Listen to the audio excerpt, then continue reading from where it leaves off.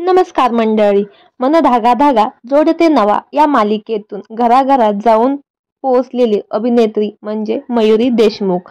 सध्या ती या मालिकेत सुखदा हे पात्र साकारत आहे. या तब्बल 9 वर्षांनंतर तिने कलाक्षेत्रात पदार्पण केलं आहे. या अगोदर तिने खुलता कळी खुलेना या मालिकेतून काम केलं होतं. तसेच व्यावसायिक नाटकामध्ये देखील तिने काम केले होते. मयुरीचे 2016 रोजी आशुतोष यांच्याबरोबर लग्न झाले होते. मात्र हा संसार फार काळ टिकला नाही. मयुरी यशाच्या शिखरावर असतानाच तिचे पती आशुतोष भाकरे यांनी नैराश्याच्या घरात आत्महत्या केली. तेव्हा मयुरी देशमुख अवघी 26 वर्षाची होती. ऐन तारुण्यात तिने तिच्या पतीला गमावलं होतं. हा धक्का ती पचवू शकले नाही. त्यामुळे तिचे पूर्ण आयुष्य बदलून गेले. या मोठ्या दुःखातून ती आता सावरली आहे. कालच तिचा वाढदिवस होता.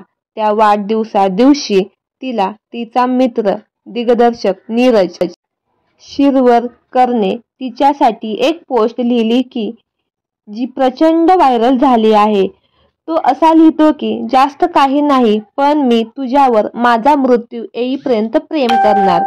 जशी आहेस तशीच राहा, मज्जा कर, आपण एकत्र अनेक सूर्यास्त बघू. Happy birthday. याला मी खूप वेळ घेतला, पण मी आज हे जाहीर करतोय. त्याच्या या पोस्टमुळे नीरज आणि मयुरी डेट करत असल्याच्या चर्चा सगळीकडेच रंगल्या आहेत. शिवाय नीरज हा विवाहित असून त्याला एक मुलगी देखील आहे.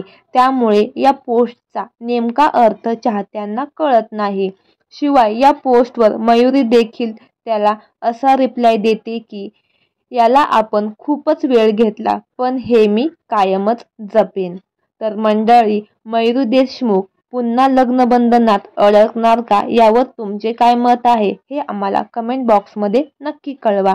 आणि मयुरी देशमुख यांची कुठली मालिका तुम्हाला जास्त आवडते हे देखील कळवा. धन्यवाद.